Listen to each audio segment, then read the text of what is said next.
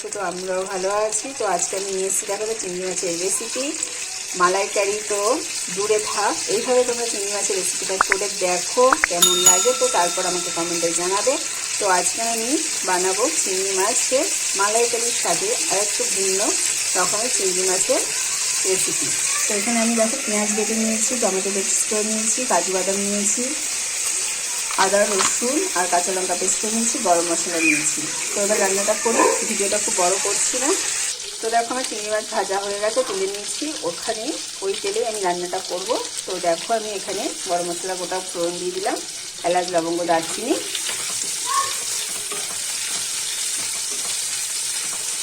একটু ভাজা ভাজা হলো, তারপর আমি দিয়ে দেবো পেঁয়াজ বাটা।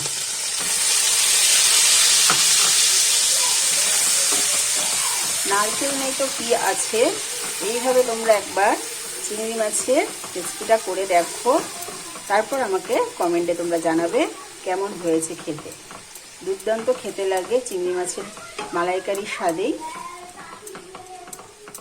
আমি ভিডিওটা খুব বেশি বড় করছি না, পেঁয়াজটা ভাজা হলে তারপর আবার আমি আসছি ফিরে। কেউ কিন্তু স্কিপ করবে না, পুরো ভিডিওটা দেখবে।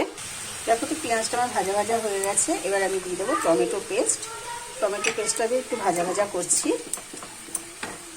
তো দেখো টমেটোটা যে দিয়েছি সেটা কাঁচা গন্ধটা চলে গেছে। এবার দিয়ে দেবো আদা রসুন আর কাঁচা লঙ্কা পেস্ট।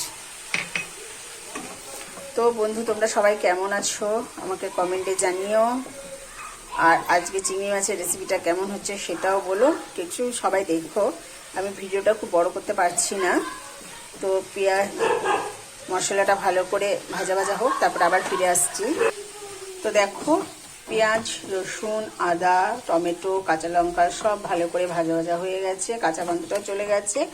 এবার আমি একে একে গুঁড়ো মশলাগুলো দিয়ে দেবো। প্রথমে আমি দিয়ে দিচ্ছি হলুদ গুঁড়ো, তারপর আমি দিয়ে দিলাম জিরের গুঁড়ো, তারপর দেবো আমি একটু ঝাল লঙ্কার গুঁড়ো।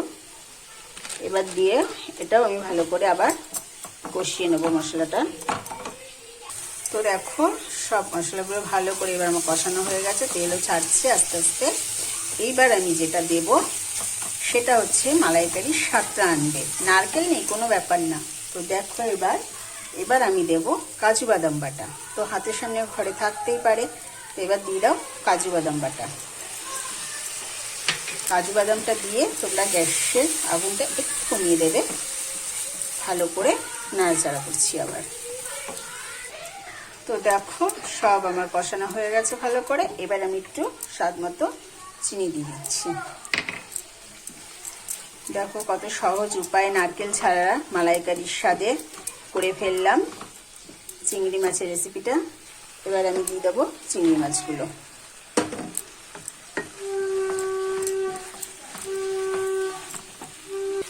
তো দেখো চিংড়ি মাছগুলো দিয়েও আমার কষানো হয়ে গেছে। এবার ওপর থেকে আমি এটা কিন্তু গরম জল দিচ্ছি, সামান্য একটু গরম জল দিয়ে মাছগুলো একটু ফুটতে দেবো। তো ততক্ষণ তোমরা কেউ কিন্তু কাটো না, আমি আবার আসছি ফিরে। তো দেখো হয়ে এসছে আমার চিংড়ি মাছের মালাইকারি, বলবো না মালাইকারির সাথে চিংড়ি মাছের রেসিপি। তো নুনটা একটু কম হয়েছিল, আমি পরে একটু নুন দিয়েছি। এবার ওপর থেকে আমি দিয়ে দেবো একটু ফ্রেশ ক্রিম।